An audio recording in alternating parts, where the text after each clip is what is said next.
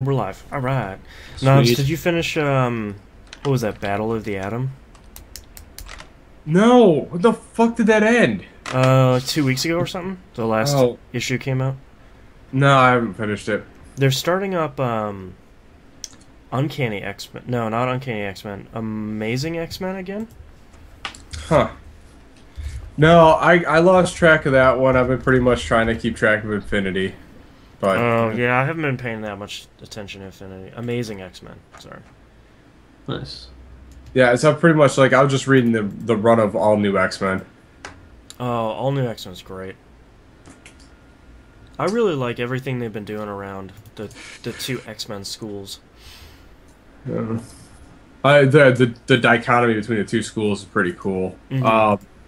The trailer for Days of Future Past looks awesome. Yeah, I haven't I watched saw that that. yet. I was super pumped by that. That was, Um, yeah. I don't. I mean, I think the new Captain America movie is gonna be amazing. Probably. I'll still see it. What else did they show? Oh man, I read the latest trade of the current Batman run. Ooh. What was Death in the Family? Death of the Family? Yeah. Oh, yeah. God, that was fucked up. Holy shit. I heard good things about that. Oh my god. That's the Joker I want to have in Yeah. Batman comics. Like that would keep me reading Batman. Holy shit. That was the one thing that I thought was really great about Origins is they just nailed the Joker. I Yeah. mean, just flat out nailed him. Like there was a section where because Batman doesn't kill anybody, where he actually saves the Joker, and he's like confused on why. He just doesn't. I They don't can't under- process it. No, we can't. And I think it makes him crazier. Yeah. There's a really good part in that Death of the Family where it goes back to a moment that Batman and the Joker have when the first time Batman catches him, and it's super super great, and it explains a lot about what's great about the Joker. Yeah. I mean, I thought the characters in Origin were the only thing worth playing that game for. Yeah, I've been thinking about getting to City here. City is just a larger version of Arkham Asylum. I thought they added a lot more depth to the characters in Origins, but Yeah, as Batman, I really don't care. Oh, no. New XCOM comes out this week. I have to find time for that. I'm sort of a little bummed out I ain't by got that time for that. expansion. Really? Yeah, I sort of wish there was. I kind of don't want to play XCOM again. Fair enough. You know, like I had that once, and I don't know how much I'm gonna get out of it by buying this expansion, playing through the whole thing again. Yeah, fair enough. I don't know. I don't know. I kind of see it as like, to me, it's like a Civilization game. Like, you're going to play the same game no matter what. Like, it's going to be very similar. It's just in the choices you make and all that stuff. Yeah, So. that's true. I It don't would know. probably be a much more fun game playing through a second time because you actually know how to play the game. Yeah, that's what I discovered on my like second playthrough. I think I'm on like my third or fourth. At Like, this first point. off, you can just ignore Egypt because whatever. Yeah, You're never gonna make whatever. them happy. No, you really aren't. Oh, so it's pretty true to life. Zing! Topical. No, all right. So I upgraded my internet. Oh god. Yeah. Uh-oh. Can nothing go right? No, this has been a nightmare. Anyway, so I got WoW Net now. Oh, okay. They're giving me 30 meg service for the same price I was getting 15 meg service from Time Warner Cable. Good deal. And you don't have to deal with Time Nice. Warner anymore. Yay. Yeah. That's a no-brainer. Yep. And they ran all new lines through the neighborhood, so I don't have 40-year-old cable lines that I'm. Yeah. So, I told him, I was like, look, I don't need the fancy Wi-Fi modem router thing. Now, I just need a modem to connect into my current network. Yeah. Because this was a motherfucker to set up in the first place. Just give me something I can plug coax into the ass of, and I'll figure it out from there. Yeah. But all right, so it's with the upgraded service. Well, this is the only one we brought, so I'm like, fine, fuck it, hook it up. I'll turn off the wireless later, whatever. So, oh, dude. All right, so anyway, so I have that down there, and they're like, well, here, just check this Wi-Fi, make sure it works. I was like, okay. I tried logging my server. I was like, fucking conflicting IPs all over the place. Oh, God. So now I gotta literally reset everything here. It has just been a nightmare. A nightmare. And now I can't even connect to the Wi-Fi off of that. I was to the point where all my routers had internet service. And then from that point, they weren't communicating to any of my devices. Great. Yay. So the box has service. Not the box, but the router has service. But the the wired part of it doesn't work. Amazing. The Wi-Fi works fine on everything, Oh, network. That doesn't seem right. but the wires don't work. I'm like, what the fuck is going on? Oh, So I've me. literally been fighting that thing pretty much the last 2 days. Blech. Hooray. So the modem has it has Wi-Fi coming off of it. They did whatever, and on the back it's got 4 internet ports. Now, should I run my modems or my routers off of those internet ports, off the back of the modem, or should I reroute everything back to one hub and then everything branches off of the hub? You can run it all from the back end of that router, the modem. Yeah. Even with all the Wi-Fi? Yeah. Like I just You turned should be fine. I should turn the Wi-Fi off on that router, right? Uh-huh. Okay, and then broadcast my signal on my 3 access points. Yeah, just turn off Wi-Fi on that router and then just plug everything into the back end of that thing, and your network should be the same as it was before. It's worth a shot. Yeah, that's what we do here at my house. Because we have this, shitty AT&T 2-wire thing. I don't want that wireless. Yeah. I don't know. It's just, I mean, like I'm running off of it right now because I haven't ran a wire up to this room yet, but it should be in the Well, your next video's month. great, so it seems like the service is good. Well, At the yeah. I very mean, least. it's saying I have 2 bars, so. It's pretty good. But 2 bars at 30 megs is probably what I was getting 15 megs before. So. Probably. But no, it was $70 for 15 megs or for 30 meg service. Wow, That's not bad. It was 90 for I think 100 meg service. That's so much. I know, and I was thinking, dude, can I really push that? Or you know what? Let's just double it up and see how it goes. Yeah.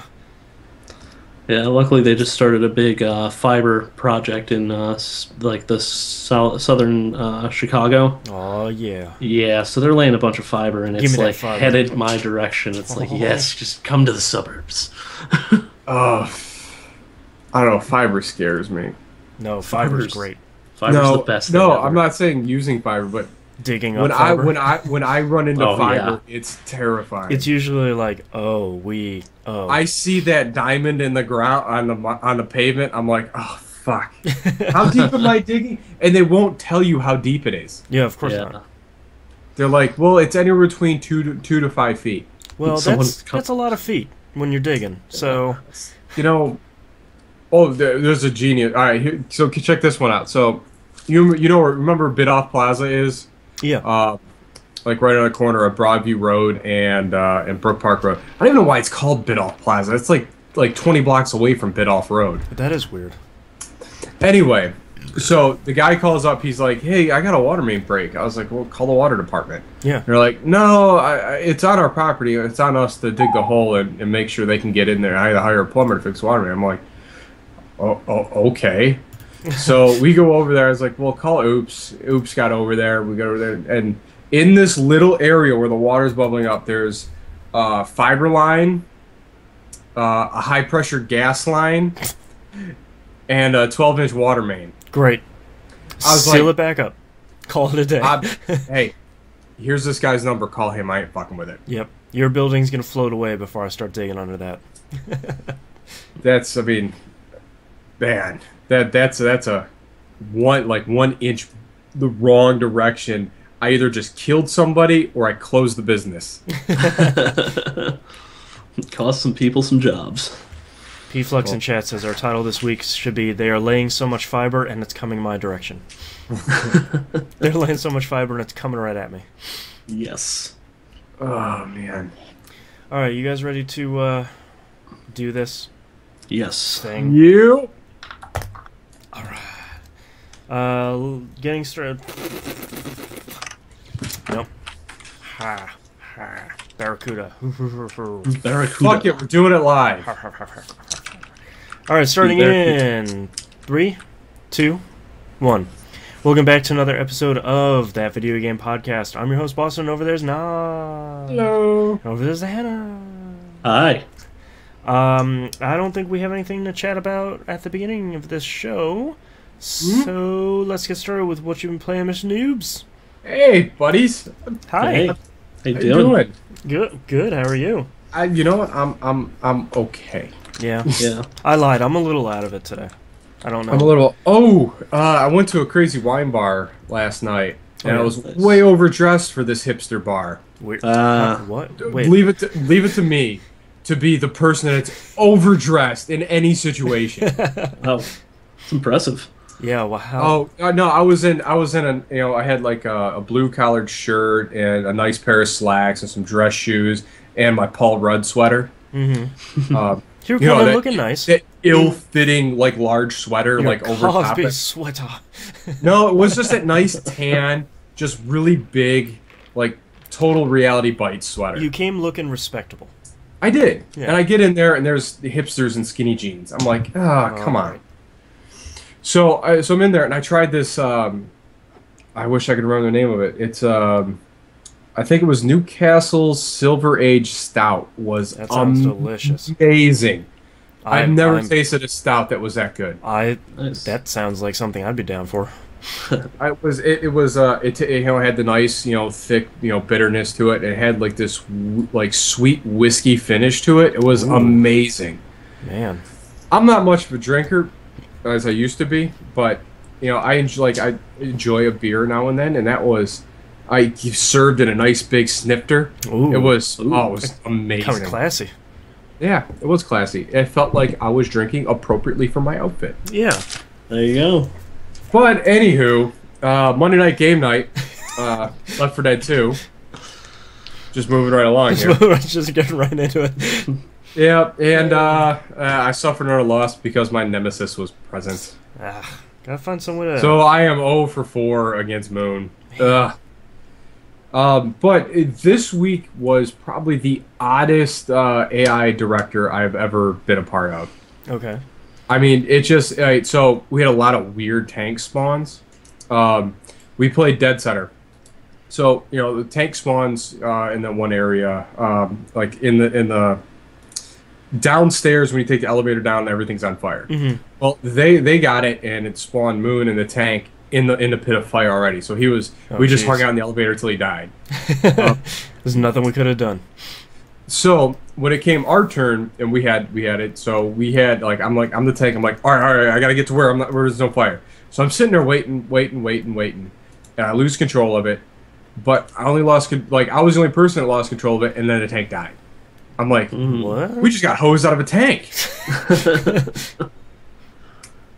And then it happened again later in on the next stage where we ended up losing control of a tank, and it just died. In chat, Moonpier says he. Yes, thank you. You But monster. in the spawn halo for the infected, felt like I was fighting it all night. Like areas that I'm so used to spawning, because we've been playing the game long enough that we know if we don't have line of sight, we'll be able to sneak around this one little corner and just get everyone just lined up and spawn really quick. Mm-hmm. Couldn't do it this week. It was maddening because you couldn't spawn not so much on top of people, but clearly areas that we have spawned in the past were not viable at all. Man, the AI director was sick of your business. I don't know if it was that or not like the game patched recently. Right. So it was just an odd, frustrating night all the way around. They're trying out stuff for Left 4 Dead 3. Yeah, You're just the beta test group. Left 4 Dead Whatever. 3 confirmed. Yep. Screw it, messing with my Zen thing, man. And then this week, since I finished Arkham Origins last week, I was kind of in that, what do I play? What do I do? Mm-hmm. Getting invited to play some Gears 3 Team Deathmatch. Oh, all right. So we played a whole bunch of Team Deathmatch, just trying to work our way up, just trying to earn mutators for an Insanity run. I think Moon doesn't have that achievement yet, so we got help him along with it. Man, Insanity on Gears 3 is no joke. that was especially that last fight. Oh, if you do not have Super Reload or Comet, you're pretty much done. You cannot survive that ending boss fight. Finishing that was an accomplishment. Yeah, because we did it on arcade mode, so we doubled up on our medal thing. Yeah. So we kind of beat it on Insanity on arcade, and it counts for the campaign as well. Mm-hmm. So that worked out really nice. God, arcade mode was such a good idea, and I'm kind of disappointed more third and first person shooters haven't done it. It's kind of fun to go in there and just kind of knock out a couple levels and just rack up some points. You know? Yeah. I don't know. I don't understand. Nah, I don't either, because it was a lot of fun. I mean, I had more fun probably playing arcade mode than I did playing the campaign over and over again. Like, it added once you start putting points on it, instantly becomes competitive. Mm-hmm. And it becomes fun. Yeah, because otherwise playing through that campaign is fine, but there's no real reason to. No, at some point it almost seems like a chore, but the arcade mode took that edge right off of it, that you felt like, hey, I'm earning towards something. Yeah, and without playing online in some sort of deathmatch either, so you could still compete, but not. It's like playing Streets of Rage when you were young. It's like, oh man, look at the level with points. The most points. Boom. That's right. Oh, multiplier. What? But no, that was a good time. Then we got a 5-player horde match going. I think that was Friday night, I want to say. It was Friday night. I think it was about like 9:30, 10 o'clock. We all just rolled in. It was Tomsy, Nintendork, Moon, and Donnie and myself. Oh, nice. And Dream we team. had flower blood on. Oh, I like flower blood. Flower Blood, Super Reload, and Comet. And that was the first time Donnie had any experience with Comet. So imagine Donnie looked like a fiery ping pong ball the entire match. Moonpier said, hey guys, mention the ticker to knobs. Oh, well, we did play some Beast Mode. Oh, there you go. Oh, yeah. Beast Mode was okay. Oh, we had a blast with Beast Mode. I literally did nothing but play as a ticker the whole time. I had nice. I was like a giggly little kid with, like, first I was a feral ticker. I was just knocking out fortifications and just doing my own thing. So, and then all of a sudden I'm like, oh wait, I got the exploding ticker. So then it just became into me just running in places and exploding, just spawning as fast as I can, explode. I killed so many people just as a ticker. It was That's amazing. It was so much fun. I don't want to be the Centipede. I want to be a ticker. Oh, it was so much fun. Yeah, because that was the first time Donnie had played Beast Mode. It took us a while to figure out, and he just spawning his weird stuff. He's like, what? Again, why would you spawn as a Centipede? What is it? Like, I don't know what this thing is. Why? Yeah. It's just, it's just dumb fun. The Grenadiers and all this other stuff. We had a riot playing that. We think we played probably 5 or 6, and it was pretty much Moon and I just trying to milk team deathmatch against bots, just trying to get all like our 100 kills with our first 5 primary weapons. Yeah. Nice. And he went from dude, in 3 days he went from level 45, 48 to now he's in the 80s. Jeez. Wow. I don't know how he does a jump. Man, every time we talk about Gears 3, I kind of miss it. That's a really great game. And it grabbed me in a way that I never really felt like Gears 1 or 2 did. Like, Gears 2 Horde mode was fine, but Gears 3... Whew. I didn't play a lot of the Horde mode for Gears 2, and I never touched Gears 3. I just played the campaigns with Gears 1 and 2 with a friend, but even that was fantastic. Yeah, man, Gears 3 was really... You gotta play Gears 3. It's one of those things where, like, you sort of expect by the time they get to the last game in the trilogy, it's sort of rote at this point. They're not going to invent anything. They're not going to do anything new. But by the time you got to Gears 3, Horde mode was way better than it was in 2, which is outstanding in and of itself. Yeah. Beast mode was fun, but not totally critical. But I think if they turned Beast mode to adversarial, Yeah. I think it'd be a lot more fun. Yep. Because, oh, come on, why'd you spawn as a berserker? Yeah. Yeah. Like, all these arguments would start coming with, oh, there's no way you saved up money that fast. And To get that out there. Persona Golden Chat says Gears of War co-op campaigns are always fun. That's the Indeed. most fun I had with Gears of War campaign is, Brad and I playing the first two, and I think Brad, Knobs, and someone else and I played a lot of Gears 3. Yeah. We played just a good ton time. of Gears 3. Yeah. That final boss on Gears 1 is just that seared into my nightmares Yeah, how much that's- pain that Oh. was. Yeah, the one of Yeah, the I worst. think I helped Sean, the elitist, or the exterminator now. I helped Sean the exterminator beat Rom on Gears 1, and then I never really played much of it other than that. Yeah, Gears 1 was kind of a rough game. It was still good though. Yeah, it was still good. I think, especially for its time, especially coming so early in the. Yeah. That was like one of the. I remember that being one of the 360's first, like, must-have titles for people that didn't enjoy Halo. I feel like that was the first game where everyone's like, "Hey, man, have you played that Gears? It was hot. This thing happened, and then I shot a bunch of people, and then I don't know what's going on, throwing these grenades. Yeah. Woo!" Go get that Steelbook version. It's awesome. Yeah. Like, Well, yeah, it was one of those games where you're playing it, and it's like, you know what? This really establishes, I don't know what's going on in this world, but it's really, really dark and gritty, and I kind of love it. Yeah, and I feel like it's one of the first few co-op campaigns that really, I really liked the branching paths. So it's like, all right, Yes. Dom goes over here. What's the other guy's name? Marcus. Marcus. Yeah. You know, the main character.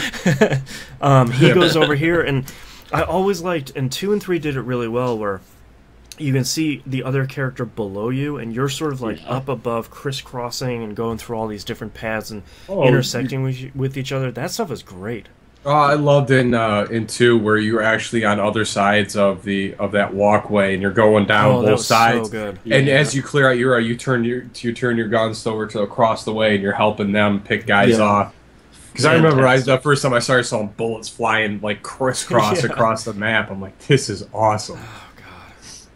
But no, I mean, Gears 3 is just a fantastic game. Yeah. I mean, the more I play it, the more I kind of love it. It's really great. I really didn't. It's one of those games I really didn't expect to like that much. Even though I really do enjoy Epic Games, like a lot of the stuff, except what they did to Unreal 3. But that wasn't really a game. But yeah, that turned into more Unreal Gears than anything else. But whatever. Still great fun, and that game still looks fantastic. I still forget about the submarine level, how gorgeous that level looked. Oh yeah. Oh, I always forget about that Like area. they took the colors and all the stuff they proved they could do the Unreal Engine in Bulletstorm and kind of subbed it right into Gears. It was amazing. Yeah. Lastly, I played this week, actually today. Since I was kind of looking through and finding stuff, I was like, you know what? I've been putting this game off long enough. I should throw it in. I played a whole bunch of Vanquish. Oh, Ooh, nice. I played about 3 hours of Vanquish, so I'm assuming I'm probably 3/4 of the way through that game. yeah, thereabouts. Yeah, It's only about 4 or 5 hours. So. That game's really fun. That game It is is. really good. The game is really fun. There's something about rocketing around the battlefield on your knees and just shooting these dumb robots for 3 hours straight that God, Platinum. Oh, Never it's stop a making blast. games. And I don't understand like where this guy's keeping all his cigarettes. Like I don't see pockets in this metal suit. But every time the scene stops, there he is smoking. I'm like, Probably some where's he getting this some stuff? pneumatic flap that opens up just psst, and it He just shoots. No, he just kind of opens, like hits a button in his pocket, goes whoop and boom in his mouth. Yeah, exactly. Already lit. But no, I'm loving playing this game. This is just madness in the way I love crazy games. And part of what I love about that game too is the story is so dumb. Yeah. And there's 3 characters that sound exactly the same in that game. And it's just so terrible. I know one of them is Stephen Bloom, and I don't know who the other two are, but I think they're both Stephen Bloom. I think they both are too. I know the dude that's got the giant metal arm and the Gatling gun. That's definitely Stephen That's Bloom. definitely, yeah. I'm pretty sure the main character's Stephen I Bloom. think so, And I'm too. sure 4 or 5 of the NPCs are Stephen Bloom too. Hey, are you Stephen Bloom too? Yeah, I totally am. I got the Stephen Bloom voice pack. I'm a robot. It's like it's a lot like Deadpool talking to himself as Yeah. as not Nathan Drake, but as Nolan North, calling him to do the voice that he's already doing. Yeah. Like it just seems like that sort of shenanigans. I bet you that was on purpose too, just because. Hey, I wonder if anyone will notice. Yeah. Oh, But man. the weapons in that game are a lot of fun. Just I have no idea what's going on. All I know is, all right, I'm moving this direction. I'm gonna slide on my knees and take out some dudes. Yep. God, I once watched some really high-level play in that game on YouTube, and it is insane. Yeah. Insane in the same way that, like, that especially Bayonetta, but most Platinum games can get. It's like, how did you just chain all that stuff? What are you even doing? Yeah. God, that game's so I don't good. know. Like I was doing a lot of like the rocket slide into a melee kick, slip into a heavy, locking 3 dudes, turning around with my machine gun, rat-a-tat-tat, and just going crazy. Yeah. And I really love that I actually really like that it's only about 4, 5, 6 hours long, because I really like that it's harkens back to that arcade sort of experience, especially like those games we like to bring up, Gungrave. Gungrave, For yeah. PS2, especially the first one, where it's like, look, it's a rainy Saturday, and I'm not gonna do anything. Maybe I'll just sit here and play some Gungrave. You know, same thing. Just fire up a little Vanquish. How about that? Yeah. It kind of reminds me of a lot of those older games that we would just play to play and try and do something stupid in. Yeah. Like well before achievements and all this other stuff. It kind of reminds me of everything. Kind of looks like a Nano Breaker style. I keep going back to this game because I played the ever loving crap out of this game, and for no good reason, it made the game way harder than it had to be. Like making sure I did like the 26 hit button input combos to get the giant hammer, swingy sword, boom, Nano Breaker attack. But then making sure I got to this one, or I unlocked this one character that only had a quarter of the life bar that you have as the main character, and beating the game with that dude. Yeah. Yeah. I felt the same way about Zone of the Enders 2, when we figured out that every time you beat it with a ship, it opens up the next ship in the list. So it's like, Yeah. alright, I guess I have to go beat this game with the one that doesn't have arms. Not really sure how I'm going to do this, and then a couple hours later you're like, oh, okay, it's actually really good. Yeah. It's the same thing. Like, so you remember the unlocked tree in Zone of the Enders 2 was ridiculous. Yeah. Yeah. It was every bit as crazy as an Ace Combat was, where you see the ships or the planes. And you're looking at the list. You're like, oh, man, I haven't come close to flying everything yet. You're just hitting R1 and just page, and you're like, this is Wow. Dimebag315 in chat actually asked a really good question. What's a perfect game to play on a rainy day? Something really low impact. Yeah. Oh man, I'm gonna say probably a lot of 2D brawlers. Castle Crashers is a great one for this current gen. They just sit there and pound through. Something you can kind of turn your brain off and just kind of mash buttons. Yeah, like Renegade Ops is a great one. Yeah. To sit and run around in. Recently for me, it's been Diablo 3 on consoles. Yeah. You know? That is a great one. Yeah. That is a really good one. These dudes need some punches in the face. Let's go do that. Yeah. I'm trying to think of any other ones. I don't know. I feel like there's some XBLA games and PSN games that we're sort of missing, but nothing really. You know, the biggest disappointment. I was thinking about this the other day as we're coming up to the Xbox One's launch next week. XBLA has kind of been not a great place for the last 2 years. Yeah, No, I'm gonna say 2 years. Because remember back when around probably 2008, 2009, every week would be just a hot banger coming out of XBLA. And just like, oh man, I can't wait to play Fez or Castle Crashers or Outland. Geometry Wars. Outland, Guacamelee, even like crazy, Outland. Even crazy stuff like Puzzle Arcade or, all these crazy games. Yeah. It's just kind of been a disappointment where I'm like, oh, well, yeah, just a lot of rough games coming out.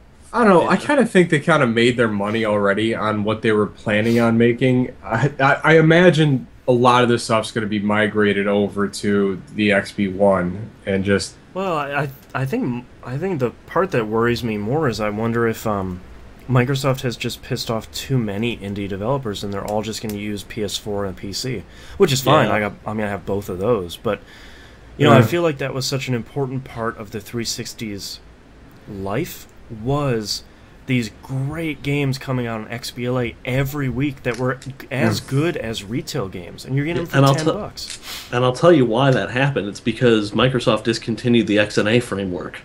Yeah, that's true. They stopped supporting it, and it was a fantastic little thing where you could just throw together a game, and it wasn't difficult. Yeah. It took everything out of the way of actually creating a game. I mean, I played around with it for about a month and a half. Probably a year before it went by the wayside. Yeah. But it was really straightforward and simple. And taking that away from developers is just like, and then I don't think, does XBLA support the Unity engine? I don't know. I feel like it doesn't. Yeah. I feel like we would have seen a lot of Unity games by this point then. I don't know. It's just kind of a bummer. I was thinking about it the other day that, the games we see that are coming out for download on PSN for PS4 remind me of the heyday of XBLA, where it's just like, look at this laundry list. Fez is coming out. This game's coming out. Braid looks hot. It's all these games one after another that a lot of people were putting on there and getting exclusives or not putting them on PC for a while. Or you're getting the best PC indies on XBLA, and it just seems like it dried up a while ago. Yeah, I don't know, because I think there was a few stinkers now and then that just kind of really soured my taste. I know I picked up Sanctum of the Slime figure, and how great would it be to play a dual stick shooter with Ghostbusters? And that game just sucked. Yeah, not that great apparently. I was like, that's an idea, like how that cannot go wrong, and it went wrong in every way. Yeah, and then I feel like shortly around that time, we kept getting a lot of 2D remakes. Yes. But not in a good way. We kept getting a lot of arcade games, which was fine. Like, we got the X-Men arcade game, The Simpsons, and that's fine. But we were getting stuff like the Turtles in Time remake, which was really not great. And just at that point, it seemed like the expectations of quality for an XBLA title had slipped far enough that it's like, well, now I have to assume that anything coming out is going to be bad. Yeah, which is a shame. Because I think they hit the high watermark for me. It was when Dragon Sword and Final Fight came out. God, I loved that pack. Like that. I mean, I think that was the high watermark, and everything else that came out, like remake wise, has never lived up to how well those two games were produced. You and I played the crap out of Magic Sword. Oh my gosh. I mean, we took every secret passage in that game we took. Yeah. But that was even because they did Final Fight better than it had any reason to be ever. Like just from the music, from the speed and the play and the utter ridiculousness that original game had. Yeah. Yeah. P-Flux in chat brings up a really good question. In today's day and age, are the people who play consoles picking up both consoles, or do they still have a favorite between Xbox and PlayStation? I feel like the majority of people still have a favorite until like halfway through the life cycle. Yeah. Yeah. Well, you gotta pick your horse. I mean, yeah. And I think if they're so expensive, you can't, especially if there's no games. I'm the only dummy that's going out and buying both of them at launch, which is pretty much the exact opposite of what you're supposed to do. Apparently. But I feel like I feel like the majority of people. The only reason why you would pick up both for in the first couple years of a console would be for some sort of exclusive. Yeah. But Yeah. you sort of have to pick your platform.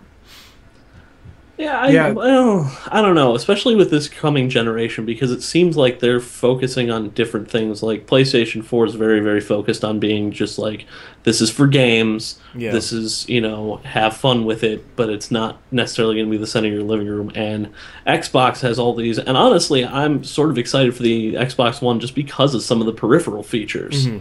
I mean, replacing my cable box menu is, if they want to do that, thank you, thank you, thank Yeah. you, thank you, thank you, thank you, thank you, because I'm so tired of the lack of any sort of interface design that goes into that stuff. Oh, yeah. It's just like, just give them the old TV guide that's been the same for who knows how many years now. Yeah. It's terrible. Did you either of you guys watch the Microsoft dashboard UI video that they put out? No, not yet. So the crazy thing that I was really impressed with is, I know they have that game DVR stuff, which never sounded really that interesting. So Yeah. they played a little bit of Forza 5, and when they said, well, if you do something cool right after it, just say Xbox record that, and it records a whole bunch of time around there. And then Nice. you can go and there's a full edit suite inside the Xbox One interface to edit that video.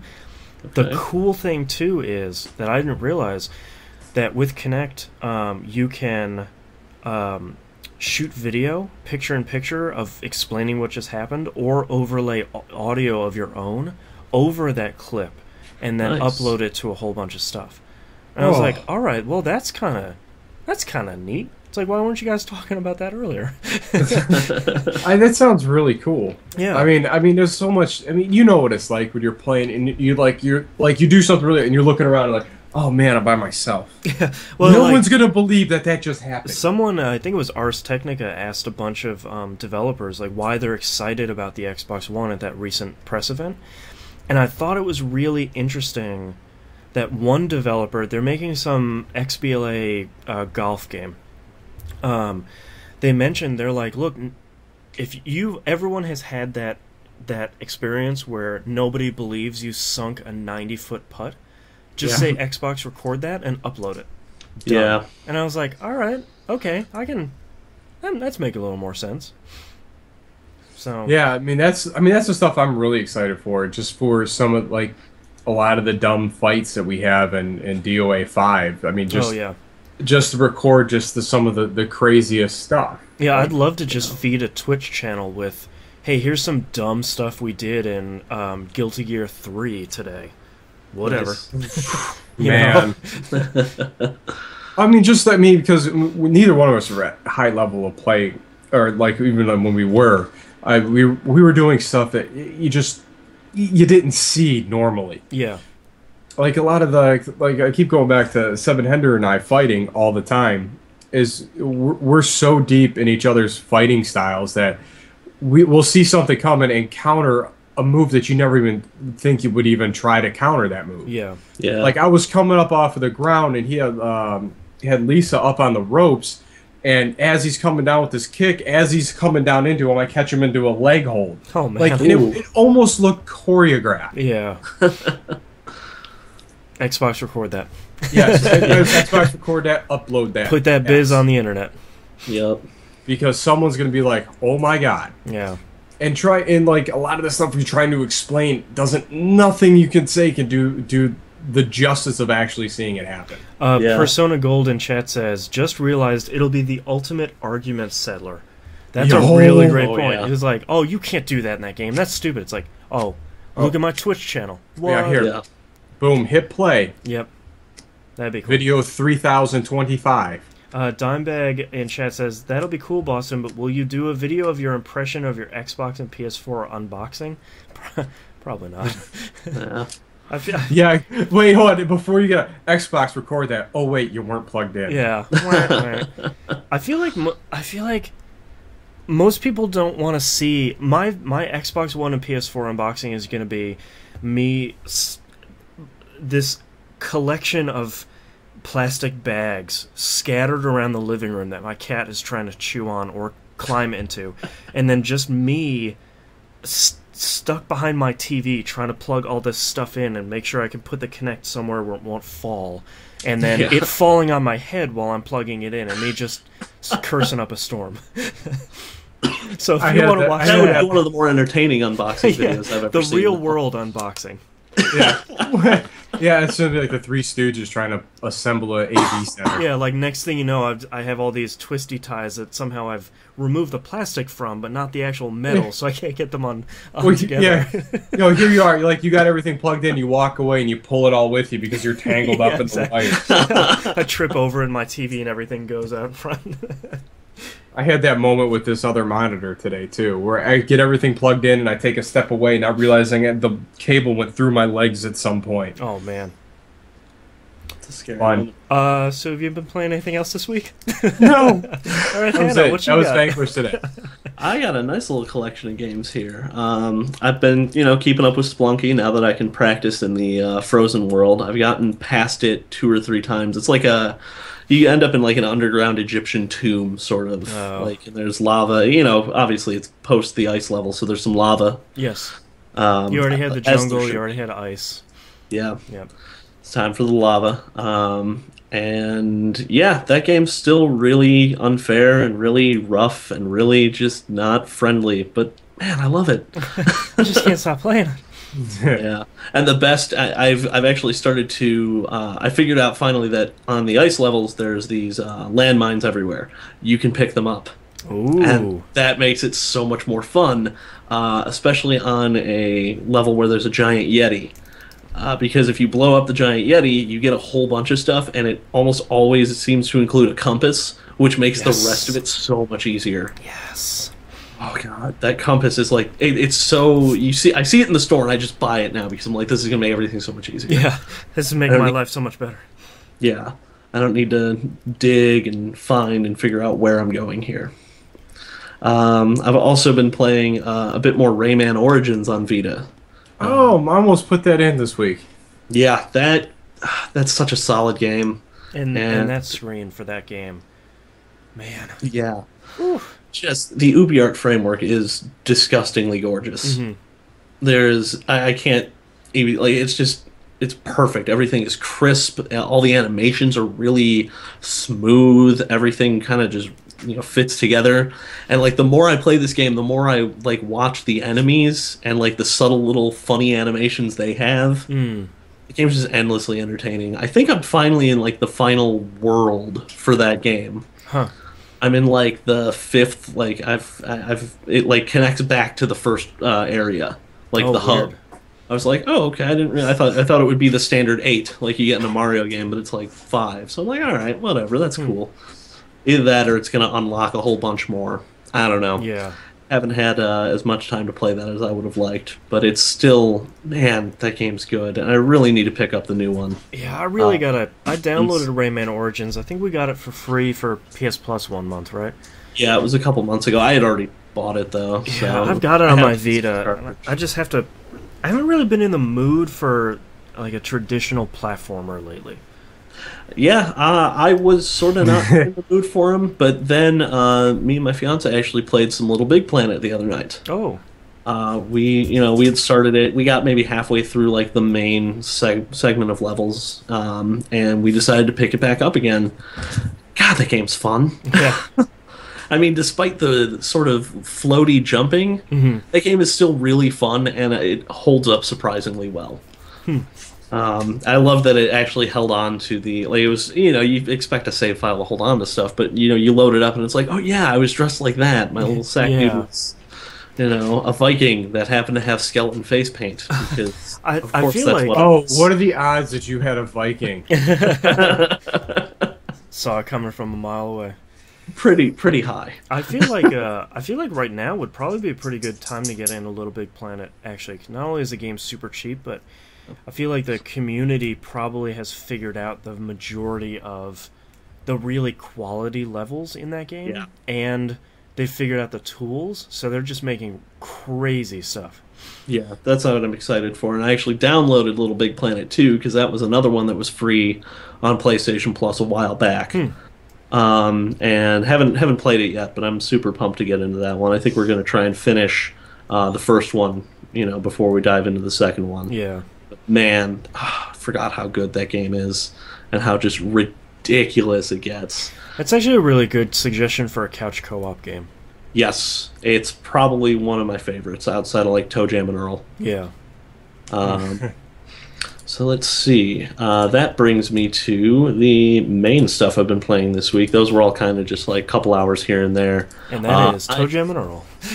No, which no, that's next up on the list. Like, me and the fiance are gonna probably play through that one as well. The XBLA version is really good.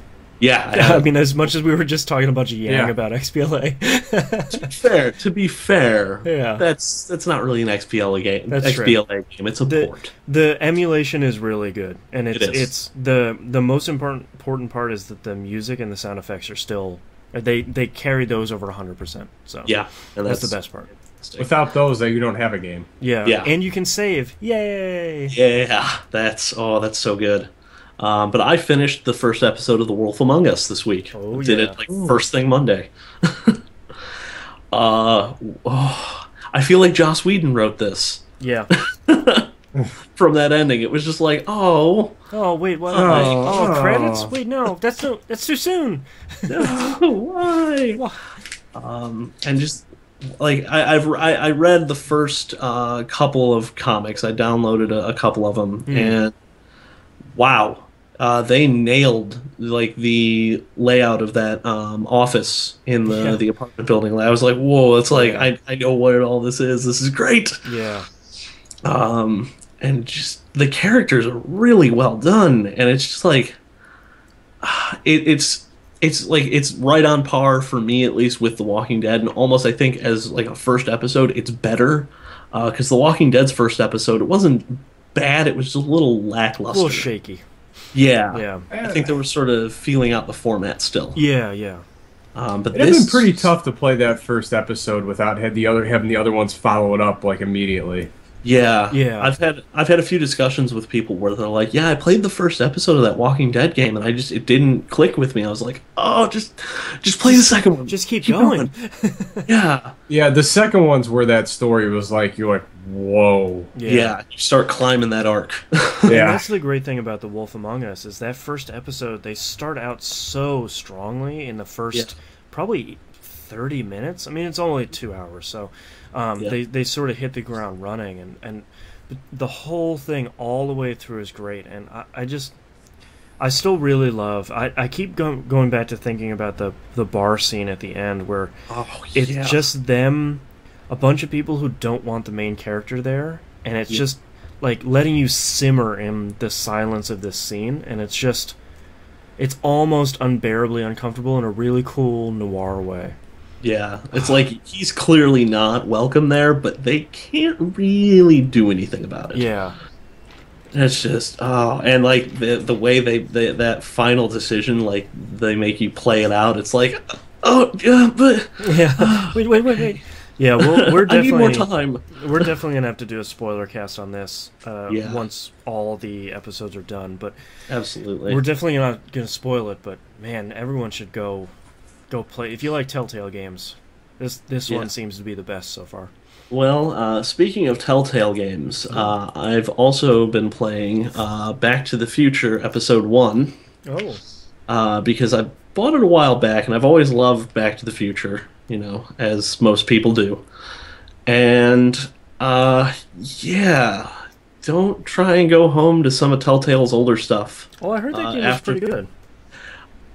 It's not that it's bad, it's just that it's sort of like after playing The Walking Dead and The Wolf Among Us, it feels like a real large step backwards because you're no longer, it's not about the character interaction necessarily, it's about finding the item, rubbing the item against the correct other item in the world, and progressing.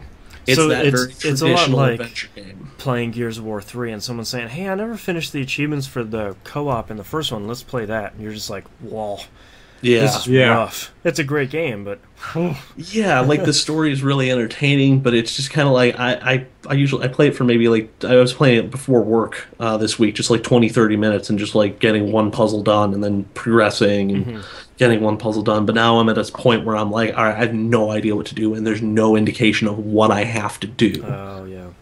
Either because I haven't found the correct item, I haven't explored the world enough, or I'm just not choosing the right dialogue option. It's sort of just I sort of hit a wall with it, and I'm kind of like, it's not bad, but it's artificially difficult, I think is the word I'm looking for. It's you have to think like it's a case where you have to think like the designer thought when he was creating the puzzle, rather than think through it logically. It's the rubber chicken and pulley problem. Yeah. The weird part is I figured that puzzle out. Yeah. Well, I'm trying to think of the really famous one that Old Man Murray wrote about back in the day. I think it was the Full Throttle one. No, it was from, I think it was Gabriel Knight 5, I think it was. The one with the character that needed a mustache, even though the picture didn't have a mustache. The cat in the tape, that problem.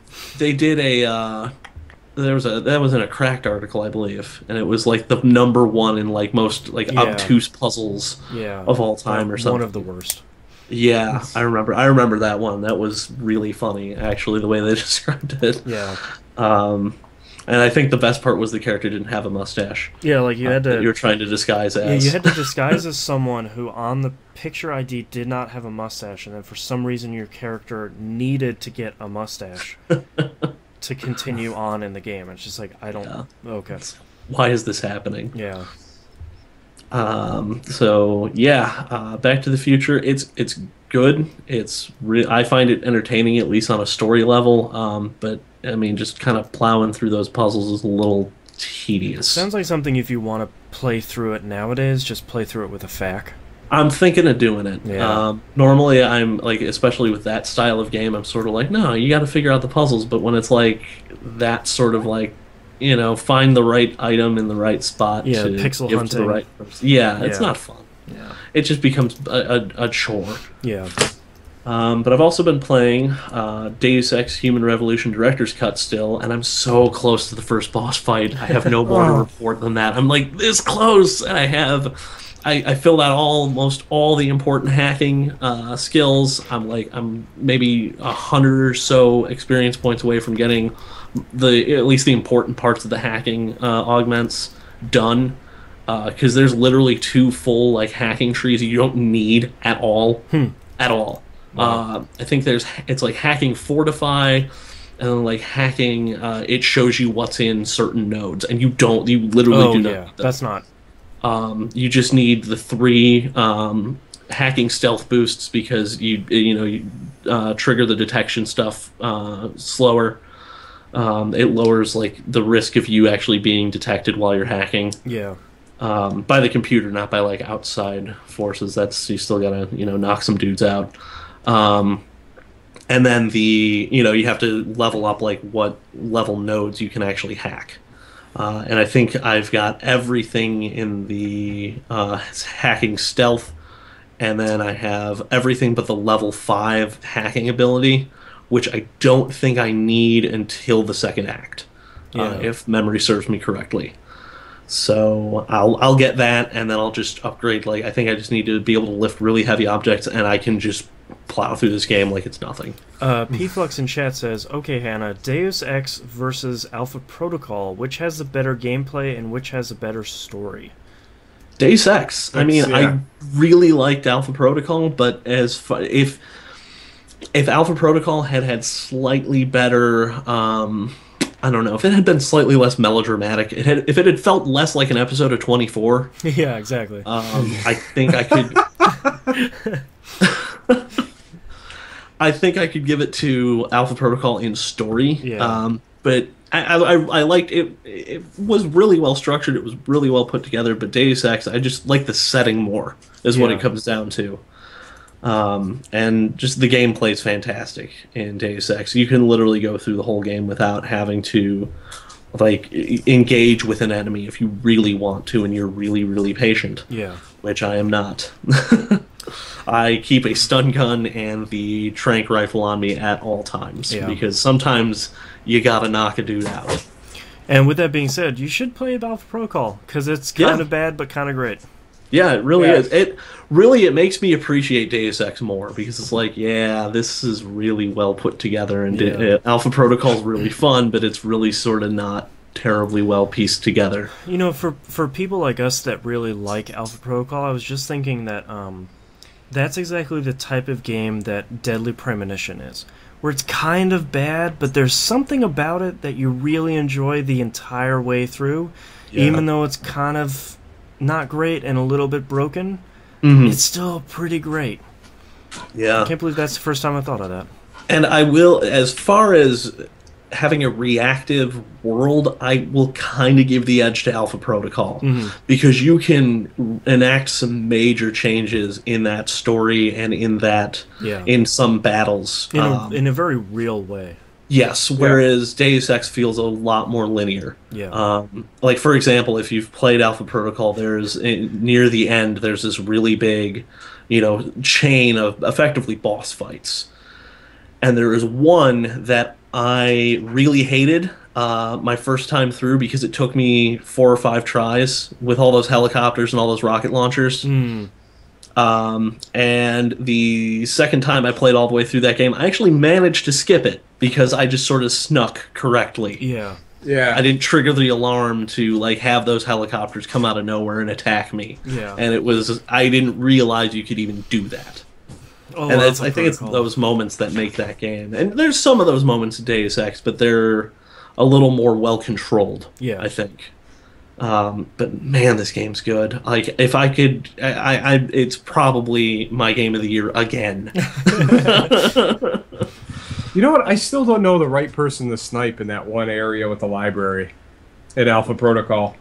I think I messed that up every time I played that game. I got it last time. He was the very last guy all the way up on the roof. You have to wait all the way until the end. And then, of course, I missed him. Yay. I think I found him both times, and both times I was like, I don't have enough information. Yeah, I don't know if he actually is a bad guy. Okay. Yeah, right. I think I capped a school teacher at some point. She seemed shifty. Just trying to lift some of the crystalware. Yeah. Yeah. Just walking off with the silver. But my last game this week is Sir, You Are Being Hunted. Oh. That game is really, really, really intense, and it's supposed to be kind of I don't know, it's supposed to be kind of funny, I guess, but it's really, really scary when you hear these robots beat, and like, oh god, that thing can kill me in 2 shots. I need to get away from it. So, what is this game? I don't know anything. Okay, so the best way I can describe this, you are familiar with the concept of DayZ, right? You get dropped into a world and you just have to survive. Yeah. But you also have to compete with the fact that other people are running around and there are zombies. So get rid of the other human beings that are playing actual characters. And add robots. Take away the zombies and replace them with robots that have muskets and are sort of Victorian. Okay. And is this steampunk survival? Yeah, sort of. New genre, done. Yeah, completely new genre, and it's got a little flavor of Toe Jam and Earl in there because you have to go around. Basically, when the world generates, it generates a central island and then a north, south, east, and west island. Okay. And you have to gather, I believe it's 24 of these fragments of some machine that will return you to where you came from. A spaceship. Okay. Yeah, exactly. So it's got that. You got to go back to Funkatron, right? Exactly. Gotcha. I need my subs. So you're saying it's Toe Jam and Earl 4 with robots? Yes, but first person and sort of... Yeah, it's not third person. It's first person. It's like a straight survival game. And your vitality drops, so you have to search for food within houses and stuff. But you can't actually enter the houses. They sort of just act as containers. Like, you walk up to the door, you click on it, and it gives you an item list. So there's no interiors, which I found weird, but I don't know if they're going to change that or not. I get the feeling they might not. I'm not really sure where that's going. But when you actually get spotted by a robot, it is horrifying because you have to get away. It very quickly turns into Slender Man. Yeah, sort of. And so far, I've encountered a select few different, robotic enemies. You have the standard just hunting party of like 2 or 3 of them just roaming around. That's relatively low threat because you can get away. You hide in like some tall grass or like behind a tree or something, and they start looking for you there. And then there is the single robot hunting with a robot hunting dog, which is terrifying because it doesn't actually bark. Does it have like the single eye? Yeah, it's got like the band, and it doesn't actually bark. It says bark in a very robotic voice. This is like a game I would make. Yeah. Well, the dog can't bark, it just has to go bark. Bark. So those things will chase you forever. They're really hard to lose. There's also a balloon thing with a camera on it and a really loud alarm that alerts like in a massive radius. It's like, hey, I found one. So is it kind of the same? Tell me that's what the siren says.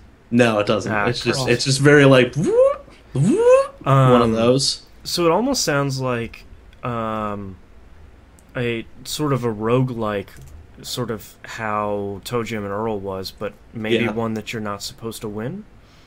Sort of. I've only found 2 pieces of whatever machine I'm supposed to be putting back together. Mm-hmm. And the last enemy was probably my favorite because I didn't even realize it was an enemy. I was like, okay, there's this big cornfield, like it's really tall. I can crouch, I can walk through it, I can get to that farmhouse, I can get some supplies. I start going through this cornfield, and I hit a slightly empty patch, and the scarecrow turns and goes, "He's over here!" Oh God, that's terrible. Yeah. I was like, well, no, that's in my nightmares now. I'm not over here. It was like glowing red eyes. I'm like, oh God. Oh my gosh. That's horrifying. That sounds awful. But I'm really digging it. It's very tense. It's one of those really, really intense games where you're like, ugh. You're only playing for like half an hour because you're tired after that. Yeah, and the killer part is you can only save when you transfer between islands or in the very center of the central island at a standing stone. Which is also where you have to deliver all of the pieces. And so, like, you have to deliver all these pieces. There's the survival element. Your vitality drops as you move around, and if you sprint, it drops faster. Once it gets to a certain point, your health starts dropping. But the whole point is to find, food and other items to keep your vitality up. You can also find, so my favorite thing so far has been that I found an empty bottle, and you can just chuck it, and it'll distract the robots. They'll be like, all right, we're going to look for them over here. And you can sort of guide them where you need to go so you can get to where you need to go. Metal Gear Solid style. I'm going to throw an empty magazine. Well, the best part is, I think some of the item names, so it's, supposed to be sort of steampunk and Victorian, and instead of like, hey, this is some wine, this is some whiskey, it's like a drop of sherry. Like, whiskey with an exclamation point. And they raise your vitality a ton, but you just drank a whole bottle of whiskey. You're sort of wasted. Yeah. But you get to keep the empty bottle, which is really nice for distracting people, or robots rather. So I haven't found a real weapon yet, other than a sharp stone. Other than like poking stick. Yeah, pretty much. Like, I came across a robot that clearly, like, something happened. It like fell or something, and it died. But it had a broken shotgun on it. I was like, oh, come on! Can I just have a real one? Yeah, come on, jerks. Just excited you have a viable projectile weapon and it's broke. Yep. Yeah, right. So I was like, ooh, this game's now you have a viable bludgeon. Yep. Great, you've acquired a gun butt. Yep. But I think I'm going to keep playing this until it's currently in alpha, so I mean, I'm sure things will change. I haven't really encountered too many quirky things with it. Are you playing this on PC? Yeah, it's only on PC. So it's early access? Yeah. It was a Steam Greenlight game, and I'm really liking it. I just liked the concept. I was like, oh, okay, so it's Daisy with robots and no other human beings to bother me. That's right up my alley. Yeah. But that is the last game I played this week. I played Double Fine released another hotfix for Space-Based DF9 Alpha 1. So I hopped back in there. Space-Base! Seems like they fixed a lot of little issues now. Yeah. Nobody seems to get stuck in airlocks again. If not, then if that's still a problem, I haven't run into it in the last 3 hours or so I've played. Nice. Technicians seem more viable now, so I don't have entire rooms full of broken junk, and I have like 5 technicians not doing anything. They're not dumb anymore. Yeah, they still seem a little bit dumb, but not as dumb. So it feels like they're trying to balance them still. Nice. So, and I mean, it's still Alpha 1, so that's pretty understandable. And it seems like it's a little bit more stable. Every once in a while I would play, and I'd have problems where it would just start, not stuttering, but it would sort of run at normal speed and then accelerate real fast and then run at normal speed, sort of on and off every couple of seconds. I've seen that go away at this point, so... That's good. The next big update they say they're going to put out, Alpha 2, is going to have food in it and places and a different type of room where you can grow food to feed your peeps. Nice. Hydroponics. Yeah. So that sounds pretty interesting. I think it'll help the game a little bit to have a little bit more to do in there. Even though it's alpha, there's still... Once you get a base of a certain size, it's mostly autonomous. If you get more people, you put more oxygen recyclers in there and a couple more beds, and you're kind of done. I'm excited to have them put more stuff in here as they keep putting out more alphas. So I just keep thinking when we say oxygen recyclers or air scrubbers, I just picture someone sitting there scrubbing air. Yeah, that's what the robots are for. Hey, get a filter. Played more Diablo 3 just a little bit this week. Finally hit level 60.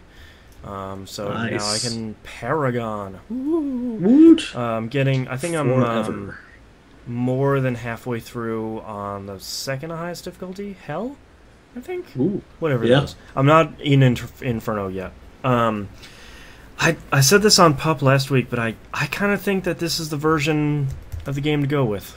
Yeah, I agree entirely. I think this is the Diablo 3. I'm super excited. I think if people haven't picked it up on console yet, you may want to wait for the PS4 version, because they're coming out with the Diablo 3 Ultimate Hell Pack or whatever, and it's going to have Diablo 3 and the Reaper of Souls expansion all in one pack. Nice. That seems pretty great. So I'm probably going to pick that up. Pick a copy up for me and one for my girlfriend, so we can sort of couch co-op on 2 consoles, like we did with Borderlands 2 once that comes out. So, Nice. Pretty pumped about that. Not sure how much I'm going to play more of this console version for 360, because I'll just wait for the PS4 one whenever that comes out. Yeah. But yeah, my hope is that they can redo the PC version when Loot 2.0 comes out to match the console version. And at that point, that would be a very hard game to not recommend. Yeah. It's fantastic. Diablo 3 was already really great, but I feel like with all the improvements they made, especially pulling out the auction houses, it's really great. And playing with the controller is just really great. How are you not burnt out on this game? It just blows my mind. No idea. Because it's a really good game. Like that's what sort of bothered me about people playing the PC version. They're like, "Well, I just don't feel like playing it anymore." But it's like, well, but it's still really good. I don't understand why you wouldn't. And for me, it's one of those rainy day games we were talking about. If I have like an hour after work where I don't really feel like doing anything, and I kind of maybe I'll listen to a podcast and put Diablo 3 on in the background. That's I'll watch some crazy giant bomb video for an hour and just play Diablo 3 without the sound on. It's one of those games. I can just I'm surprised that more PC games. One feature I'd like is if you have 2 monitors, that you would have like your loot and all your other stuff, your equipment off on the second screen. Oh, sure, and like a map or something. Yeah. Like have everything on that side and keep this area clean for gameplay. I'm surprised more don't do that. Interesting. Or any. Yeah. Yeah. Because I think an RTS would be sweet. Like I would love to have played StarCraft 2. without all this HUD crap going on. Supreme And Commander. have all that stuff happens. Yes, Yeah. happens over here in my build tree on this side. Okay, so I need this and this and this. Yeah.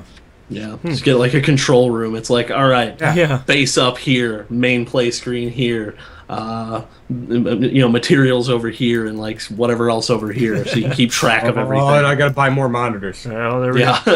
The show's over. Yeah, we gotta go. I've also been playing Nimblebit released their new game this week, Tiny Death Star. Oh yeah, I've been playing that too. I completely forgot about that. Yeah, that's so it's Tiny Tower, except it's Star Wars with a lot of fan service in it. Yeah. It's kind of good and bad because it's Tiny Tower, but it's still kind of just Tiny Tower, which if you've played it a bunch, it's still that with a couple of key small enhancements here. But it's kind of fun playing it as a Star Wars fan, just to be like, those guys are in here. All right, that's fun. Yeah, there's plenty of those in there.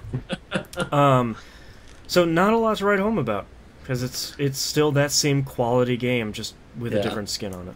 If you haven't played Tiny Tower, definitely try out Tiny Death Star, especially if you're a Star Wars fan. I think I played Tiny Tower for like an hour, and I was like, all right, it's okay. I get what these games do. And sort of hung up on it, but like Tiny Death Star has me. Yeah. I'm totally in. And it's free, so like I almost checked it right now when you mentioned. I was like, oh yeah, I gotta get back to what's that. my tower doing? I've still been playing more Dragon's Crown on the Vita. Nice. Having a lot of fun, just kind of lounging around the house and playing some of this. I've made it. I think after last week's show, I made another character. I was having problems playing with the elf by myself, so I started a warrior, and I've made it probably twice as far as I made it with the elf. And that game is really great, especially with 3 AI companions. It's kind of a great, at least on the normal difficulty, it's kind of a good standard beat-em-up game. I know it gets more difficult and more complex the higher difficulties, but I'm kind of just enjoying kind of blowing my way through that game, doing all the side quests, It's just, it's kind of a great time, and I really like playing it on the Vita. The touchscreen stuff works really well. If you don't want to use that, you can just use the right stick. And all that is in there. It's pretty much there is a good amount of slowdown when there's probably too many characters on the screen. But I mean, I kind of don't want to go back to playing on the PS3. I don't know why that is, even though it sort of runs better on there. So it's really great. I think I said this last week, but it's really great to play on the Vita because each level isn't that terribly long, so it's kind of perfect for a portable game where you can just kind of knock out one level, go back to town, look at all your new equipment, save it, and then just come back to it later. Let the Vita go to sleep and kind of call it a day. Yeah, those little bite-sized sort of layouts are really great. That's kind of why I like Rayman Origins so much on there, because you can go through a level in like 5 minutes, and that's it. Yeah. Well, I mean, that's the greatest thing about the Vita itself, is the second you hit that little power button on top, it doesn't matter if you saved or not. You're going to turn it back on. Whether the battery dies, it'll be back in that same place. Yep. Yeah, that's really impressive. And it blows my mind. The Dragon's Crown now has cross-save and cross-play between PS3 and Vita, so if I wanted to go back to the PS3, upload my save file to the PlayStation Plus cloud, or if you don't have it, there's just an upload function in the game. Yeah. I could just go over there, and I think I'm going to try and figure out if my girlfriend and I can play this sitting on the couch, if I'm using the Vita and she's using the PS3, because the problem we had with it originally when we were doing couch co-op is the first person into anywhere in town, so like the store or the inn or anything like that, they were the ones controlling their equipment. So it was sort of this this dance where it'd be like, all right, who got in? Okay, it's you. All right, do all your stuff. I'm gonna just kind of sit here, and then once you're done, all right, you pop out, and then I'll go in, and then I'll do all my stuff. There wasn't really a good way to do everything all at once. So I'm wondering if I was to do crossplay between the Vita and the PS3, it would give each one of us our own screens without having to have, 2 PS3s and 2 copies and all that. So Yeah. hopefully I'll be able to try that Cool. soon-ish. And the last game I've been playing is Apollo Justice Ace Attorney. I'm on the 4th Sweet. and final case here. Oh, good. So everything that's been... Yeah.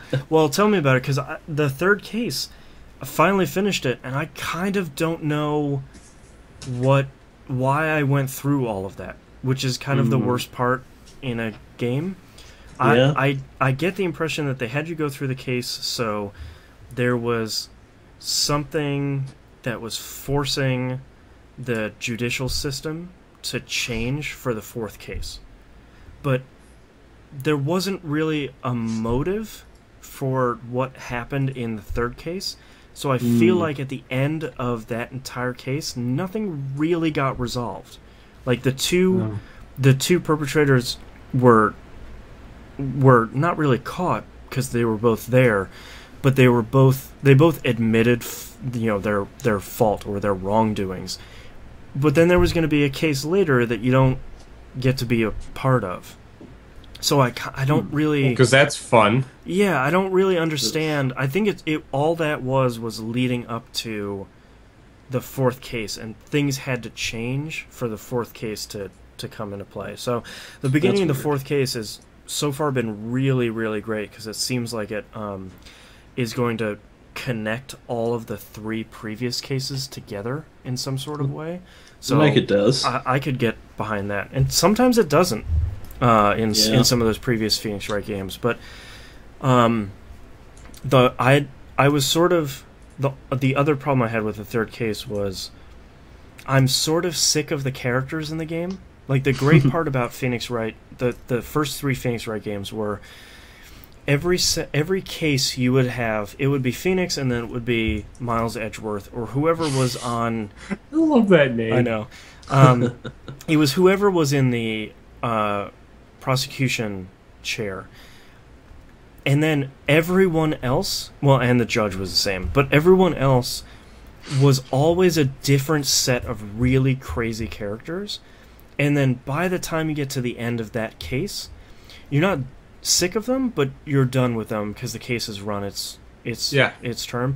I'm running into characters in the 4th case that I've been dealing with since the 2nd case in this game, and I'm kind of sick of them.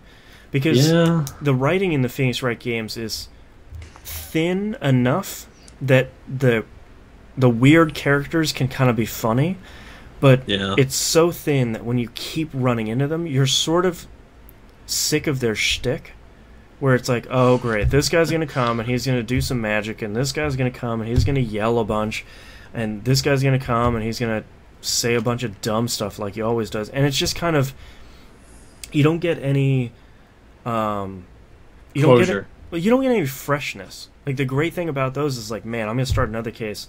What sort of crazy whack jobs am I gonna have to defend this time?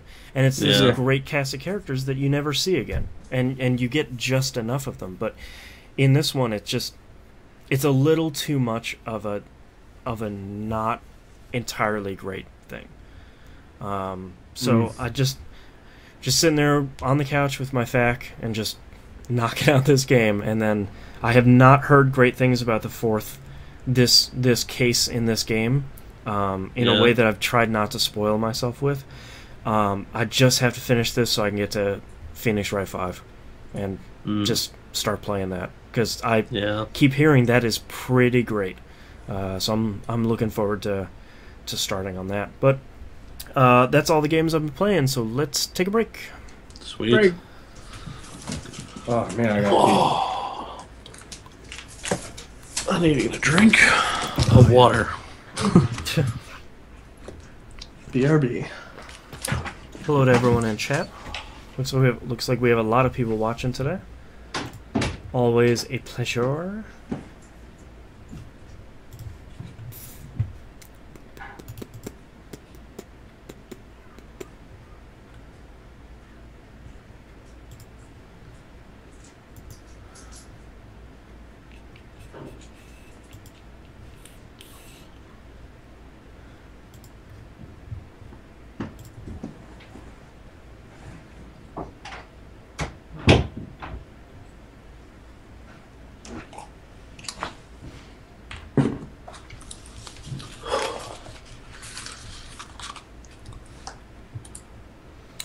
Oh, man.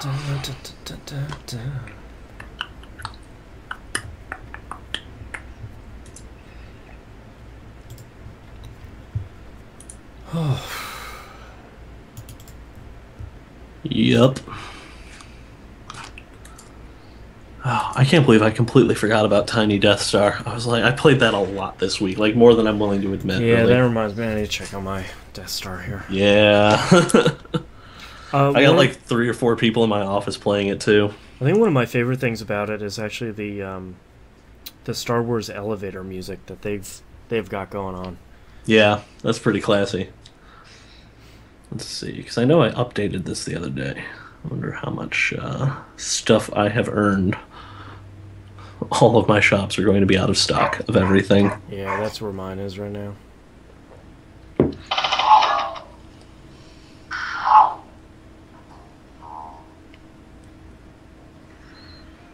Dun, dun, dun, dun, dun, dun, dun, dun, dun.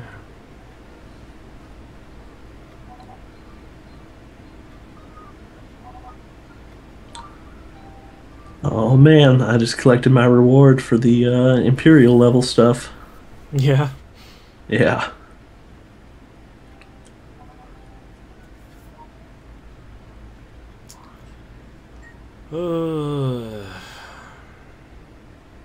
Oh no, I just have to actually stock things. I don't even have to. Oh, yes.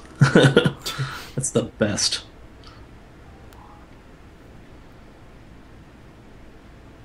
Especially when you have like the really long term orders that are like, 5 hours. Yeah. Those are brutal. I think I got Indiana Jones here. Really? Yeah, or like a dude that looks suspiciously like Indiana Jones. Trying to figure out what I should build next.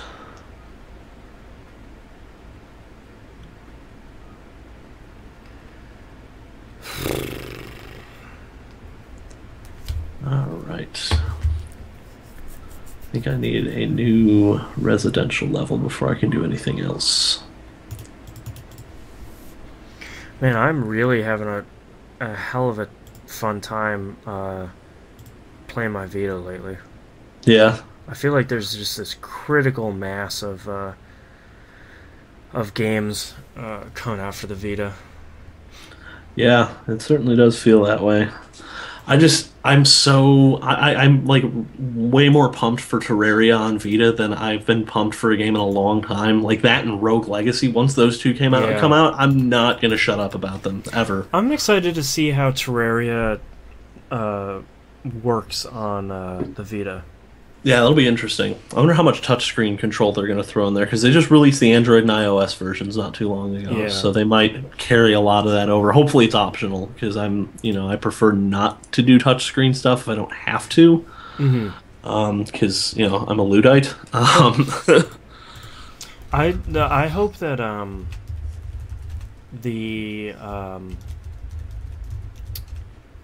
hope that Rogue Legacy is crossplay too. Yeah, that would be really or cross-buy, nice. I mean. Yeah. Even if it's cross-play, that would be sweet. Yeah.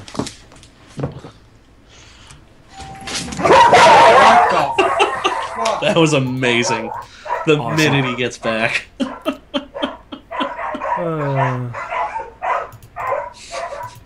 bark, a bark, a bark.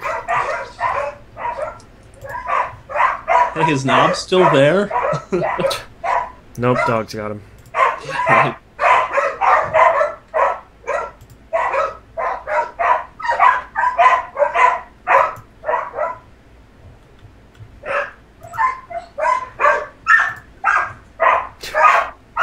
Chirp, chirp.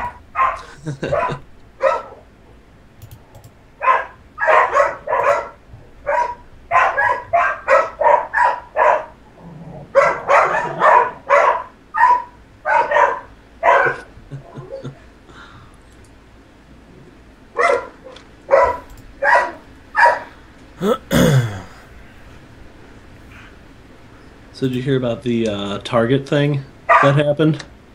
With the Xbox One? Yeah. Yeah. What was it, like 150 of them? Yeah, I'm surprised at Microsoft's reaction to that guy that was posting a bunch of stuff banning his console. Yeah. Which I understand, but I was surprised that they're only ban it until launch. I Yeah. feel like Microsoft of old would have banned his console permanently. Yeah. But I'm sure that wouldn't have really helped their PR at all. Yeah. They need as much help as they can get. Yeah. Who needs help? Microsoft. Oh, yeah. Sorry about that. It's okay. It's all good. Did you hear the doorbell ring and then the madness? Yeah, like a Yeah. half a second before disaster struck. Yeah. It was pretty entertaining, not gonna lie. Oh, excuse me.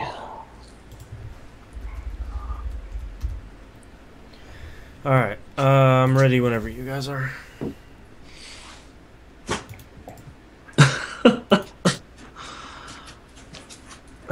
What? Nothing. Was that funny? It was pretty entertaining. The continuing to drink while wiping the chin was pretty entertaining. Oh, yeah. They get the little extras down on the bottom. Yep. All right, show notes.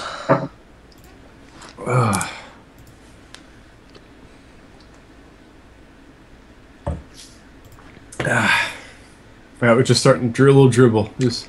is that it? Yeah, For releases? Is that all we got? that's it. Yeah, just that page and a half, yep. Yeah. Well, you know, something comes out this week. And there's actually a console with launch games. It's kind of crazy. Yep. You guys ready? Yup. Yeah. All right. Ready in 3, 2, 1. Welcome back, everybody. We got releases this week for the week of November 11th, 2013. Ratchet and Clank Into the Nexus for the PlayStation 3. Yes. I haven't Nice. played a Ratchet and Clank game in so long. Have you played either of the PS3 ones? No. Oh, I think man. I started with one and I just was like, I don't know, I'm just not in the mood. Oh, man. Both of those original PS3 ones are really good. Yeah. And cheap. That's Yes, they are. XCOM Enemy Within for the PlayStation 3, 360, and PC. Sweet. Yay, XCOM. Yeah, Yay. super pumped. DuckTales Remastered for the PlayStation 3 and 360. So this Cool. is a general release physical copy, but I can't figure out if it's like the GameStop one where it just came with a download code and a pin inside the box and not an actual disc. So buyer beware. Yeah. Weird. Injustice Gods Among Us Ultimate Edition for PlayStation Vita, 360, PS3, PS4. The game is $40 with the game plus all the DLC. It's a pretty good deal. There's a lot of DLC for that thing. Yeah. Yeah, Like 8 I don't want characters or any of something? it. Yeah. And I don't care. All right, and then U.S. release for the week of November 15th, 2013. That is PlayStation 4 Day, folks. Yay. For $400. Ooh. Right? Yeah, that's $400, right? I don't remember anymore. Yeah. Yeah, that's 400. The games coming out are Knack, which looks really cool. Yeah, Yeah. I'm super pumped. Killzone, Shadowfall, Need for Speed, Rivals, AC4, Black Flag, Battlefield 4, Call of Duty Ghost, War Thunder, Minecraft, Resogun, Dive Kick, Warframe, Flower, Sound Shapes, and other There's games. a ton of other games coming out. Yeah, a bunch of indie stuff. Yeah, which is... it's weird. I thought when I was looking at my orders before, I was like, oh yeah, PS4 will come out, and I'm getting like 2 games. I'm getting Knack, and I'm getting Black Flag. And I was like, yeah, it's probably... Yeah, I'll bomb through those real quick, and then, you know, I'll probably go back to the PS3. Except there's like 30 other games coming out. You're really hopping back on Yeah. the AC train? Yeah. AC4 looks okay. Fair enough. I will be the one to take it on me that this game may be poor. Yeah, Wow. you can take that bullet. I'll wait till it's like Phrasing. $10. Phrasing. I don't know. I mean, after Revelations, I'm just done. Well, good thing you didn't play 3. Yeah, right. I just don't care. Yeah. I have a special nice steel box for 3 that I never bought. I think I have that pre-ordered. Somewhere. There's a copy Whatever. sitting for you somewhere in some warehouse. I don't Yeah. care. All right, let's move on to news stories. TVG PSA, Xbox One will not play games out of the box. Needs the day 1 patch. Oh, It is Yeah. about 500 megabytes. that's bad news. That's rough. Yeah. Yeah, and don't forget, you need to hook up your Kinect to your Xbox One, connect all of it to the internet, and then you have to set it up the very first time. And after that, you can unplug both of those things. But you gotta plug it both in to begin with. Yep. So, don't forget. Yeah. Next news story, Blockbuster finally actually closing down for real this time. For serious? For Good night, sweet cereals. The last 300 stores are closing down across the country. I forgot about this, but Dish Networks bought Blockbuster in 2011 when Blockbuster was having, quote-unquote, bankruptcy issues. That's never a good sentence. No. We're having issues. What type of issues? Bankruptcy issues. No money, negative No money, money issues. those Yeah. sort of issues. Our problem is cash flow. Yeah. Yeah. Blockbuster will only continue to live on somewhere in Dish's streaming service. So I think there's like a Blockbuster channel in there for Lord only knows why. Man, This how the makes mighty me have really fallen. sad. I'm not. What I feel like is I feel like there's no place to rent games anymore. Yeah. Yeah. Redbox I totally is agree with that. fine, but not what I'm looking for. GameFly is Not great. there Oh Yeah. no. somehow. Oh boy, you just realized you have a GameFly game. I just You might still have War for Cybertron. no. I actually bought that one. Okay. No, I have Still Alpha Fist- Protocol? No, I still have Fist of the. No, I bought that thing the second I started playing it. Yeah. I think I still have Fist of the North Star. Whoops. Awesome. The thing I'm bummed about, especially with this next gen of consoles coming out, is a lot of these launch games probably aren't going to be worth $60, but I'd still really like to play them. Yep. So I'd like to maybe rent them. I don't know. I just remember, back even into the PS2 days, going into a Blockbuster and being like, I want to play a game. And I have Yeah. $10, and I just want to pick something that looks super dumb, and just Yeah. play it for a couple of days. And maybe it'll be great, maybe it won't, but I'm not going to take the chance on dropping $50 when I'm in college on a game that could possibly be a turd. Yeah, I mean, granted, we're kind of removed from that. The only thing that I think really hurt Blockbuster was their business structure. Their with the late fees, Yeah. and it just there wasn't any leeway on anything with those people at all. Yeah, they were too aggressive for longer than they should have, instead of coming out front and being like, hey man, no more late fees. Boom. Well, I was reading an article on Market Watch is that before Netflix came online, they had pitched that idea to Blockbuster, and they said, "Nah, I don't see how that would work." Amazing. And then Blockbuster copied it a couple years later. Yes, and they did it did. worse. Somehow. Yes, Man. yeah, it still managed to mess it up. But Poor I don't know. Blockbuster. It's just I don't know. They also I tried don't- to copy Redbox. There is a Blockbuster Yeah. stand-up Like a at a gas kiosk. station not far from here. Yep. Yeah, I I've just, seen those. with us growing up in the 80s and the 90s, the Blockbuster stores and then like the family home video stores were such Yeah. the crux of our entertainment life back then. Like, your parents turning you loose in Blockbuster and say, all right, you get one movie, find the coolest one. Yeah. And then you're just looking through the foreign section trying to look for a case that has boobs on the back. Yeah. Or just going, yeah, Starship Troopers. Anything that says trauma on it. Yeah, exactly. Oh, yeah. Yeah, I don't know. It's No. just it's sort of a bummer end of an era. But I Yeah. feel like because Blockbusters drove all those mom and pop video stores out of business. Yeah. Mm-hmm. And literally decimated that business structure. Because I mean, granted, like when I was growing up, I wanted to own a video store. Yeah. I wanted to have that.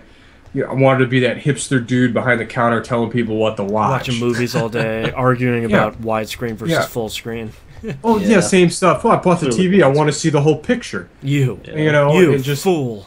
Yeah, it's just all these dumb conversations I remember having in the video stores. Yeah. Yeah. And then once those started dying out, and then Blockbuster became its only avenue, and then all of a sudden they just became horrendous. Yeah. Because Blockbuster was the bastion there for a while, and then they just kind of went to crap. Yeah. In the worst ways possible. And at that point, you had no other choice. And I feel like that was around the time that Best Buy was really on the upswing. So everyone's like, well, I can go buy a DVD for like $10 cheaper than everywhere else, especially Suncoast. Yeah. So let's just go buy it instead.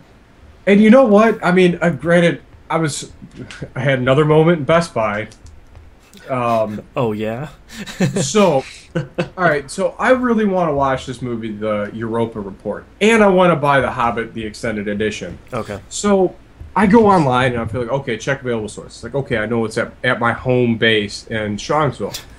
I go in there, and so I'm going up and down the aisles, and at one point I'm looking at the titles. I was like, what order is this in? It isn't. This makes no sense at all. I was like, I was so mad I didn't want to call a floor biscuit over. Like, where is this? I'm like, I am so frustrated at this point. I was like, you know what? How about you get rid of these stupid bins where you dump all your extra copies in and organize this? Yeah. Because this is what people are here to buy. Yeah. This stuff is why people are in your store, and that keeps getting smaller and smaller and smaller. Yeah. Maybe you should just buy it on Amazon. Oh, but I need my reward points. Oh. I don't know why Amazon doesn't do that. Amazon, get on it. I order enough stuff from you. For sure. I don't understand it. I mean, like, the reward point system works great. I was like, why is half the store appliances now? This isn't B&B appliance. What's going on here? I don't need washer, dryers, and refrigerators where I buy my media. Yeah. Oh, I'm so frustrated. Because I used to love going out. I'd walk out with, you've seen me at Best Buy. I'm buying at least half a dozen like a things. Purchasing tornado. Like, I'm a moron. Like, all common sense and budgetary restraints are out the window. Yep. It's Candyland for me. Yep. And it's just like, now it's Candyland without the candy. Yeah, it's like you're the type of guy that goes into a Best Buy and it's like, yeah, I don't really think I'm gonna pick anything up, and then you come out with like the Howdy Doody Blu-ray box set, the Chicago's Greatest Hits on vinyl, and then some $20 game that you saw that you heard was pretty okay. Yeah, and a bag of chips. Would be. I would walk in there and maybe a pack of Bugles. I don't know. Yeah. I haven't seen Bugles in 5 years. I mean, I don't understand. I mean, that's like an impulse buyer's dream. Is like, I walk in there with no agenda at all. Yeah. Like, oh, I heard this couple things around. I'll see what else is there, and I'll walk out with Ninja Assassin or some other dumb action something that movie has a really cool cover. Yes, yeah. like that's. It's like buying games at Toys R Us during the NES and Genesis days. This thing has a really cool cover, and I can only get one game this month. This game has the coolest cover, so it must be the best. It's one case to rule them all. Yeah. I don't know. I'm just this annoyed now. Super bummer. All right, moving on to our last news story here. The Wii Mini comes to the U.S. this month because we didn't ask for it. I never asked for this. It's $100. It's got that cool black and red color. I like that. Yeah. Red controller and nunchuck, comes with Mario Kart Wii, but reminder, TVGP SA does not have GameCube support or Wi-Fi. What? So what is the point of this system? I don't know. Canada asked the same thing when it was released up there. So maybe we're getting all of their unused consoles. Yes, it's the Wii Sports Player. I'm so surprised that, number one, that they're still making the Wii in the U.S. since now the Japanese manufacturing has stopped. And now to confuse the marketplace even more, not only is there the Wii U and the Wii, but there's also the Wii Mini, which is another, oh, is that like a new Wii U? Is that like a tinier Wii U? No. It isn't a Wii, because it doesn't do these things that you need it to do. And also, it doesn't play these other games that you probably don't have. So, yeah. It's really a broken Wii. Yeah. Does the Wii have to be any smaller? No. It's literally a disk drive. Yeah. It's the size of a DVD case. That's all it needs to be. I mean, you want to talk about putting out a smaller Xbox One? Yeah, I'm willing to talk, because that thing's really big. But a Wii? I don't... What is it, the size of an SD card now? Like, a pocket Wii? I don't understand. Hey, I got my Wii right here. There you go. Alright, that's all of our news stories, so let's take another break. Sweet. Oh, why? Why? It's so dumb. I think you can't... Why not? I think you can't ask the question why when it comes to Nintendo. No, you really can't. Nintendo does what Nintendo shouldn't do. Because Nintendo doesn't care. That's the amazing part. Nintendo just... I feel like that's what a lot of people don't realize about Nintendo. They really do not care. They don't care what you think. They don't care what their investors think. They're going to make money. Hey, we sold 50 of these things. I told you it'd work. Yeah. Like... Yeah, we made some money. What? So crazy. Alright, you guys ready for the last segment here? Yep. Yes. Alright, starting in 3, 2, 1. Let's talk about tweets. Knives 311 writes in saying, just finished the Lords of Shadow 2 demo and holy crap, it's amazing. Almost worth buying the Lords of Shadow collection on its own. Add in Mirror of Fate HD and the 2 DLC packs, which I've yet to play. And I gotta say, $40 is a steal for the collection. February can't come fast enough.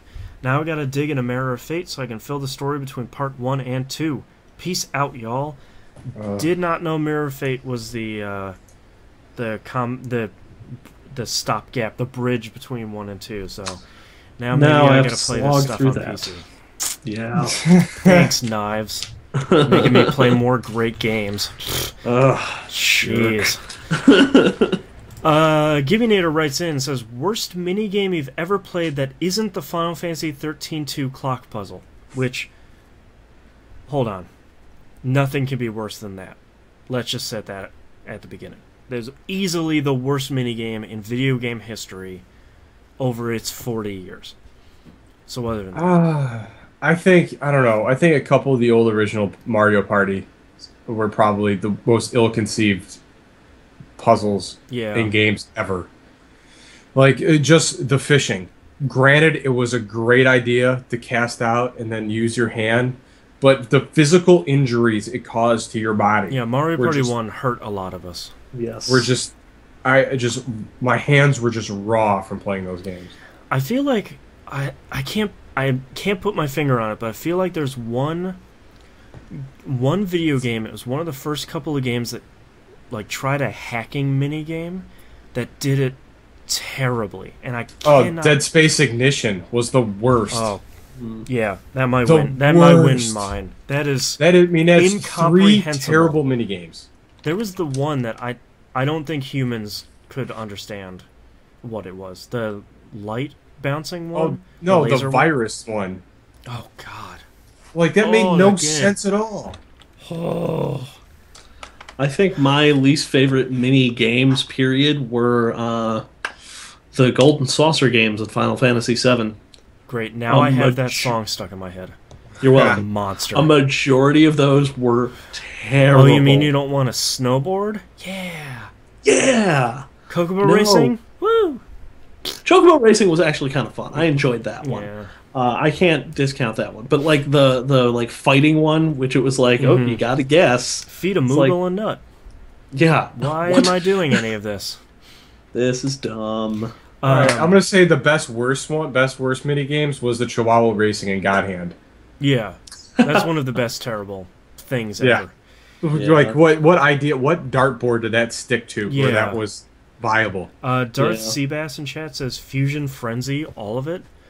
Yeah, we don't talk about Fusion Frenzy anymore. That hurt a lot of us. Mm-hmm. All right, in our last tweet here from Euro Chuck Norris.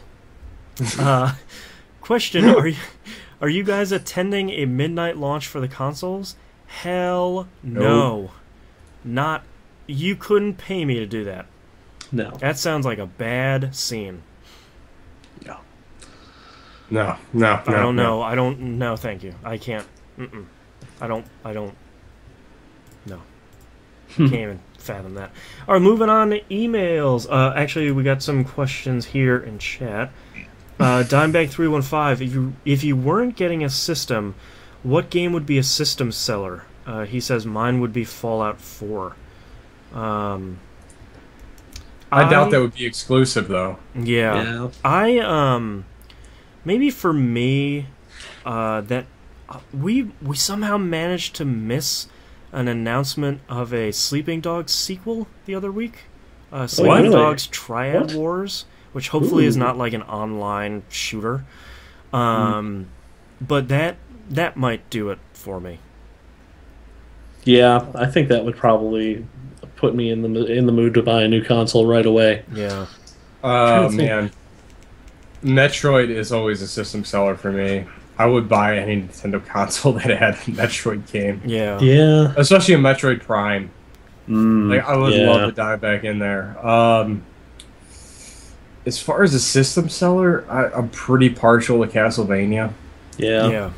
Metal Gear Solid's always a good one to get me roped in. Ooh, yeah. Yeah, I feel like if I'm buying the 2 new consoles because I like new toys, but if it weren't for this compulsion I have, I would probably wait for a couple of months and just grab the console and then whatever awesome games come out, try and grab like 5 or 6 at the same time. Yeah. A new Deus Ex game would sell me a console in about a minute, but I'd probably get it on PC anyways, so maybe not. Borderlands 3, probably? Oh, yes. There you go. Yeah. I'm really curious to see how well the PS4 does party chat. Yeah. I mean, if that is, and then that pretty much makes it a spec war. Yeah, if the Vita is any indication, it's probably going to be pretty good. Yeah. Yeah. All right, let's move on to emails here. Thank you for that question in chat. If anyone else in chat has any more questions, go ahead and put them in there. We'll pepper them in here as we go. Jeff writes in, what are your most anticipated games coming up on the Vita? Personally, I'm looking forward to Binding of Isaac Rebirth, which should be super great. Forgot about that. That's definitely on my list. And pretty much every other indie game port. I also want Tearaway, since I'm into paper crafting, and a game where you can print out everything in the game sounds amazing. So let's talk about Tearaway, because that's coming out the same day the Xbox One does, and I feel like people are going to miss it. Media Molecule is making a game where you get to manipulate paper in a platformer, and paper stuff you make, allegedly you can print that out and actually make your own paper craft out of the stuff that you make in the game. Yeah, it's pretty crazy. And I watched a trailer yesterday. They were showing the rear touchpad support, and if you poke the rear touchpad with a finger, it pokes your finger through the actual game. Ooh. And you can manipulate the world by poking your finger through the paper. Oh, that's too cool. Yeah, like, and as soon as I saw that, I just went and pre-ordered. I'm like, I have to have this game. This looks amazing. I can't be without this game. Yeah. So, also, thank you, Hannah. I love you for updating us on Terraria for the Vita. I've been waiting for the news on that for a while. Hopefully it'll be a good port. It's hands down one of the best Metroidvania/survival games on PC right now. Yeah. I think ton of fun. We were talking during the break about upcoming video games we're looking forward to, and I'm excited to play Rogue Legacy again. Yeah. I played a lot of that on PC, but that's a really great game. game in general. I've held off on that one on PC simply because I know if I burn myself out on it, I won't play it for Vita, and I really would like to play it on Vita. Yeah. I'm super pumped for Terraria as well. I'm really just interested to see how they're gonna do that mechanics wise. Yeah, I'm also interested for Fez coming out Vita. Yeah. I think I forgot that was coming. I think that'll be pretty cool on that screen. Yeah. Excited to see how they do that with no rumble. Yeah. I don't know how that's going to work. Who knows? I feel like there's one other big indie game that I'm missing. Let's see. I can't think of one. There's so much stuff that's coming out for PS4 and Vita together that I can't. I'm really, really excited for Sony. I really hope they make good with a lot of this cross-buy stuff, because if I can go buy Rogue Legacy on PS4 and Vita at the same time and have cross-saves, so I'm just playing Rogue Legacy here, and then I'm going to go lay in bed for a while, and I'm just going to play Rogue Legacy there. I'm going to play Rogue Legacy everywhere. I can just go to bed and just pick up right where I was before. Yeah. That, to me, makes an incredible... That synergizes their ecosystem. That sounds kind of debaggy, but, if they can make that, then it's a no-brainer. If you have a Vita, you buy a PS4. If you have a PS4, you buy a Vita, and everything just kind of works. And you get it all for free with PlayStation Plus anyway. Yeah. This is sort of like a console gamer's dream. Yeah. I'm actually super pumped to play Final Fantasy X again on Vita, Me too. The HD collection. I forgot about That's that. going to be really sweet. I only played that once, and that game's pretty okay. And Rainbow Moon actually looks pretty cool. That SRPG? Yeah. That came out... That's been out on PS3 for a while, right? Or PSP? Yeah, it's coming out in December. Yeah, they're coming out with a Vita version, which sounds like it's much improved over the previous releases. Yeah. So. And part of me really wants to play The Wolf Among Us on Vita, and I don't know why. I just feel like selecting those options on the touchscreen would be a little more intuitive than having to click them with the mouse at the moment. I don't know. I feel like they should be numbered. Like, I want to press 1, 2, 3, or 4 for those options. I'm sort of surprised, since on using a console, it's just one of the 4 face buttons. Yeah, weird. Bothers me. I don't like it. I don't like it. I think the best thing about the Vita right now is that we just rattled off a whole list of games that are coming up that are legitimately great. I feel like we wouldn't have said that about the PSP. Like, in the middle of the PSP's life, we would have been like, there's that, I don't know, there's probably something coming out. Yeah, there's a Racer or something. And here's the big one we forgot. Borderlands 2 is coming to Vita. Oh, I keep trying to forget that. Thank you. Yeah. Man, that's end my life everywhere. Yep. That's going to be bad. I'm going to need to get that. And it's going to be a good time, though. It's going to be a great time. I wonder if they're going to release that on PS4 and Xbox One. Yeah. Oh, and this one's a ways away, but Mighty Number 9, when that comes out. Oh, that game... That Vita seems like a perfect fit for that. Perfect fit for that. Oh. Man. All right, next email here before we start burning our wallets a little more. From Craig F. says, please tell the Hannah that in Spelunky, skipping to the ice caves is a fool's errand. Really? You need items, but you will be absolutely amazed how easily you can handle it when you make it there with a cape or jetpack. Don't give up. Fair enough. I will have to try that. I just like to know what to expect. Like, I'm sort of just scouring the levels to see what I'm going to encounter, when I do a full run. Yeah. It's just nice to sort of scout that out. I think I've got it down. Like, I know, when you get that prompting text at the beginning, it's like, oh, it smells like wet fur in here. You're going to find a giant Yeti. Yeah. So I think I'm gonna move back to full runs of Splunky in the near future. Yeah. Is that a Jack Links commercial? I think so. Probably. Next email here from the Floydage. Hello, good sirs of TVGP. Hello, sir. Hello. Hello. Have any of you played Tiny Death Star yet?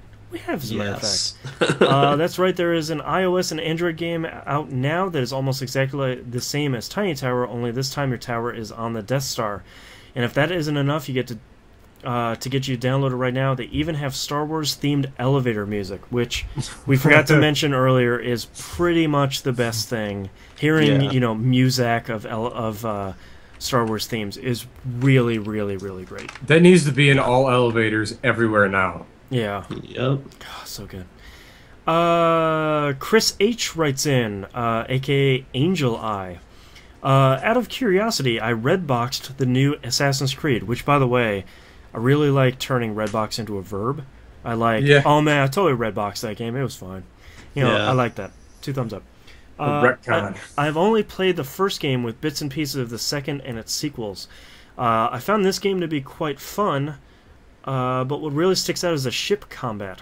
Once the game let me use a tall ship, it immediately reminded me of the Sea Dog series and its successor, the Age of Pirates series, which, that's a blast from the past right there. Yeah. Age of Pirates, man. Or Sid Meier's Pirates. Yeah. Man, Sid Meier made so many great games. Yeah. Yes, he did. Including Sim Golf, which is great. It would seem that the ship controls are lifted out of the Sea Dogs games with some fine-tuning. After some quick research, it looks like Ubisoft was a producer on Sea Dogs 1 and 2, the template for the new Assassin's Creed? I couldn't say, but I would definitely like to see Ubisoft pursue another partnership with the developers of Sea Dogs to make another pirate game with them. Assassin's Creed will be a must-own game for me on the PS4. Can't wait! To the questions! Number 1. Have you come across game mechanics in a title that were similar to the same or lesser-known game that you really liked? Can we say Gears of War and win back? Yeah. Yeah. I don't know. I feel like I feel like it goes the other way. It's typically a big game comes out and they innovate some way, and then a lot of little games sort of copy and refine those ideas. I'm trying to think of any games that go the other way. Oh, man. Like, or they try to make it better? Yeah, like some little game comes out. Well, I mean, Scorched Earth and Worms. Yeah, that's true. Yeah. I mean, that's pretty much, almost verbatim, except instead of tanks, you have worms. Yeah, for some weird reason. Yeah. You could almost say Wasteland and Fallout. Yeah, that's true. Yeah. Yeah. I don't know. I feel like there aren't really a lot of examples of that. That's a bummer. All right, second question. What developers and publishers would you like to see team up to make your dream game? We haven't talked about this in a while. Do we have any new dream team scenarios to... I was thinking of one earlier. I would actually really like to see a Gears of War Metroidvania in like the underground, where you're like going through the the Locust tunnels. So we'll have Chair make a Gears of War Metroidvania. Yes. Speaking of Chair, are we ever going to get Shadow Complex 2? No, because Infinity Blade makes about $1 hojillion. Yeah. So that would be really cool. Infinity Blade is an okay game. You know what, Chair? You need to forget about making money. Just make us happy. Make us happy. Yeah. Or get another team. Can't there be 2 chairs? Yes, 2 chairs. That should be their There subsidy. you go. Their subsidiary. Then 2 3 chairs. Studio. 4 chairs Nice. and a table. Dinner. Boy, what else would be really great? I would want a Guilty Gear strategy RPG. Ooh. Where the special attacks are just the crazy finishing moves. That would be sweet. That'd be super sweet. I would say Persona in a fighting game, but, Yeah. we already got that, and that was pretty great. So, I would also say Soul Calibur in a tactics game, but that happened and sucked. So yeah, that was unfortunate. Yeah. Yeah, Same thing with Guilty Gear and RTS. Yeah. yeah, that was unfortunate. Oh, yeah. That was not okay. Whew. Oh, man. Can I just say Lost Odyssey 2? Yeah, I don't care think who, we can say that. Whoever combines their dark magic to make that happen, that'd be fine. I don't don't think I have any other ones that are jumping out at me. Well, I'm still dreaming of the Eternal Champions and Guilty Gear, but Yeah, Yeah. the ultimate crossover. Yeah. Angel Eye wraps up his email saying, P.S. Last week you talked about Blade Runner in a response to a listener question, and the week before you had a question from a listener about what Blu-rays are good to have, or are good or to that effect. I have to say, Blade Runner and Blu-ray may be the best visual improvement on a movie I have seen from the format. They really went the extra mile cleaning up the film grain, and it looks stunning. Nice. Good to know. So, yeah. Good little suggestion there. That's all the emails and tweets and chat messages we have. If you'd like to visit us, you can do so at tvgp. Email us tvgpfans@gmail.com, at tvgp on Twitter, Reddit, E1M1 for subreddit, and everything else on the rise. And please join the forums. Don't forget to mark yourselves on the map. Join us for our 2 game nights, which is Monday night, 10 p.m. EST, is Left 4 Dead 2 on the 360, and PC game night, which I missed last week. Sorry, guys. That is Steam game night. And that is 10 p.m. EST on Thursday nights. Join the Steam group. It'll let you know when it's happening. Yep, and the current TVGP Game Club game is still Knights of the Old Republic. I'm going to try and beat that this week. I think I've got some time where I'll be able to, so that is going to be... It's still a fun game. I think we need to throw up a new vote sometime in the near future here. Probably in another week I'll throw up a new vote. I wanted to give people enough time to get through KOTOR since it's a little bit lengthy. Yeah. And don't forget you can watch this super dumb show super live at twitch.tv/E1M1 Network. If you can't make it live, every Sunday 1 p.m. Pacific, 4 p.m. Eastern. You can watch the archive there on Twitch or on the YouTube channel. Thank you very much everyone for listening. Thank you very much everyone for in the chat for joining. Every time we live stream, chat is a super great place to be. A lot of really great discussions going on, so everyone should hop in there every week. It's a super great time. We'll see you all next week. Laters. Peace. Okay, I have 2 titles. All right, what you got? Served in a Nice Big Snifter, or Nice Big Snifter. Yeah. And Steve Bloom's voice pack. Yeah, I got that one as well. You got any knobs? Come on. Chad will have them in here. Yeah. All right, I'm going to go through my list. Paul Rudd sweater.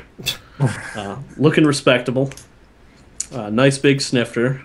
My nemesis was present. Spawn Halo. What's the other guy's name? Pneumatic flap. Of course, I'm the one that said that. Put that biz on the internet. Real man's unboxing. She seemed shifty. Viable bludgeon. Hydroponics. Making a filter. Having problems playing with the elf. Purchasing Tornado. The Howdy Doody Blu-ray box set. An Impulse Buyer's Dream. Pocket Wii. And 4 chairs and a table.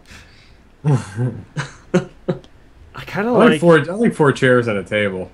I like that, and I like Nice Big Snifter. I just like how that sounds. Pretty punchy. 4 chairs and a table is pretty good though too. I'd almost vote more for 4 chairs and a table. I think. Just so I can hear you say 4 chairs and a table. Yep. 4 chairs and a table. Done.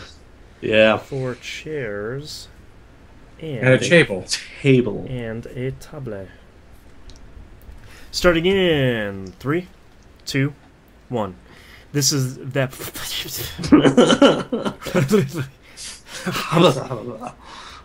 2 for 2. Darth Seabass in chat says Irish wristwatch.